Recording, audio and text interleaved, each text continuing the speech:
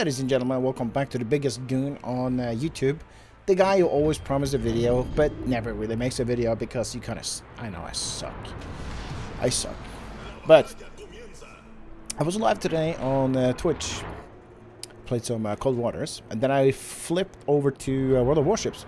And I've been grinding a new... the new Pan-American line. And I just unlocked... what was the name again? Almirante Cochrane. Yeah, basically the Admiral Cochrane. Yeah. And I actually managed to score a decent game in this. I thought maybe it'd be worth uploading. So of course, Admiral Cochrane is basically a paper ship, which is rendered by the almighty guys up at Wargaming, and well, they call it Almirante Cochrane, which is basically actually a copy of a ship back in the 19th century from the Chilean Navy. 1875 it was built. It was called a central battery ship of the Chilean Navy. So, yeah. Doesn't really look like a 19th century ship, this one, though, but... oops. See, this sent... I don't know why, but when you activate a replay file in World of Warships lately, you have to constantly reset the HUD. I don't know why. It doesn't really save your settings from one recording to another. That's kind of strange. I have no idea what's going on. Yeah, for those of you considering grinding this line... I'm not really sure what to say about them quite yet. They feel pretty sturdy. Like, I'm used to playing the Fiji. One of my favorite ships is Fiji from Royal Navy with AP only. Because these ships only get AP. And they also have improved pen angles, if I'm not mistaken. I think I saw that on the Wikipedia. So, Wargaming says that in 1937, the Chilean government planned to order the construction of a cruiser at British or Italian shipyards. At that time, the most modern Italian ship of a suitable type were cruisers belonging to Duca degli Abruzzi class. If a ship had ever been ordered from Italy, the Chilean Navy would have received a ship identical or close to a cruiser of this class. Good information, but it's all paper and good guess.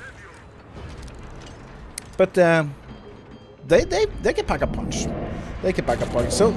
As you see at the beginning of the game, and normally when I spawn on the western part of this map, this island that I'm situated at right now is normally the one I will normally get to as soon as possible. As soon as the game starts, I always try to get to this island because you'll get crossfires to whoever tries for this cap.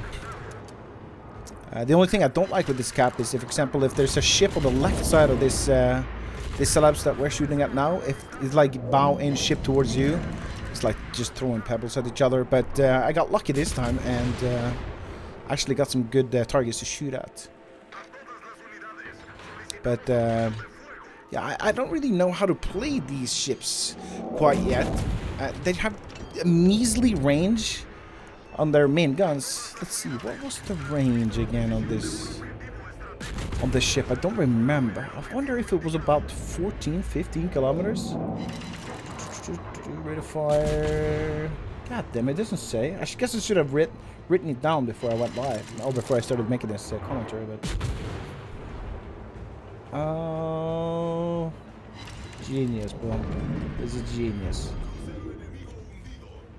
No, it doesn't show. But the shells feel super floaty. And they don't have a lot of range. Look at this, dude. Man, dude, I got so stressed right now. I was trying to torp him. Then I realized that the torp... well, he destroyed one of my torp tubes. But if I used my brain, I would be able to bring in the front guns too on that dude. Be able to do some more damage to him. But that was a failed flank, most definitely. If that Fuso behind this cruiser were to push with him, they would have absolutely ruffle stomped us. But I got super lucky, and they kind of did this half-assed attempts to to attack us, which failed miserably. I'm trying to use the island as to my advantage, but I know that the Fuso is getting close, and I'm not going to be able to kill him. Here comes a second strike, I think, from the enemy CV, which you will see. He is going to give us a hard time, to the point where I really get pissed off, and I'm like, dude, if the last thing I'm ever do, the last thing I'm ever going to do in this game is it's take down the CV. I was so pissed off. You guys know I love CVs, right? Yeah. I fucking can't despise it. And now we have the other problem, like the submarines, you know?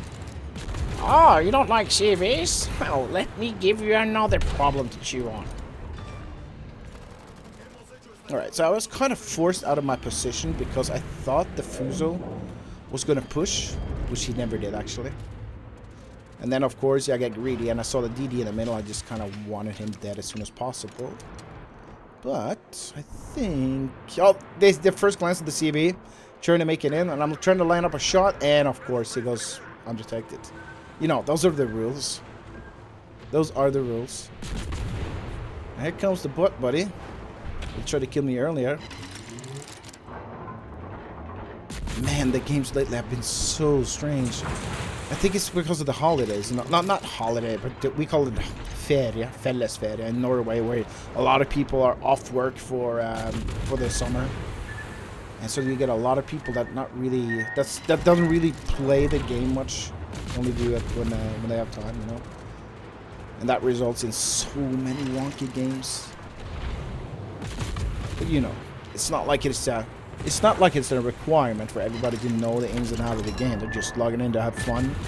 But for seasoned players like us, oh man, what a headache! They keep ruining everybody's game, you know, because they don't give a shit. Oh, coffee. Yeah, so I really wish that more people would, for example, before they would just go out in the battle, they please just watch a few YouTube videos, learn a little bit about positioning, the limitations of your ship and your opponent's ships and stuff like that. It's just so much better, especially when you see people that can't really play the game jumps into DDs. Holy shit, you know, it's going to have a huge outcome in the game. Alright, at this point, you see the Ranger. He's getting kind of...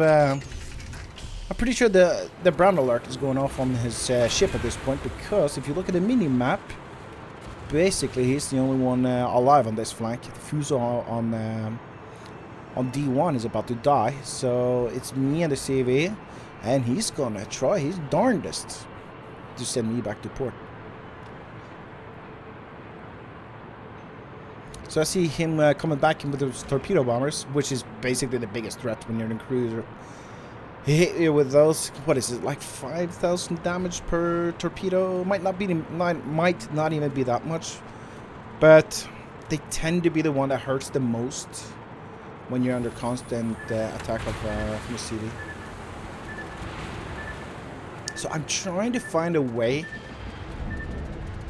in towards the last known position of the CV, but it makes life hard. He really does. Comes in another strike. I know I need to turn left. And at this point, I'm pretty sure I'm going to have to eat these two torpedoes because I'm slow. I'm turning. But I think he dropped it a little bit too far away from my ship, so... yeah. Gives him an opportunity to live another day. By the way, look at the amount of heal I got sitting on my ship. In a minute and 40 seconds, I'll be able to heal. That's a lot of heal, actually. I don't know if this thing's got a super heal. I never read anything about it, but it kind of feels like it. Oh, another funny thing. You see the F down on the bottom? So these ships have something called combat capability, consumable operational readiness. So the Admiral Cochrane is equipped with consumable operation readiness, which provides a significant reduction to consumable reload time. It can be activated after repeatedly hitting the enemy ships with main battery shell. So it's almost like with the super ships, you know, where you where you land your shells in close quarters to whoever you shoot. Or if you land it, I don't know if it actually counts the shells landing in the water really close to the ship. I don't know. Anyway, per each salvo, the progress per action is 3.7 until you get up to 100%, and you can fire that thing off. And then when you do fire it off, let's say we just use our heal, and it's on cooldown, and we click F.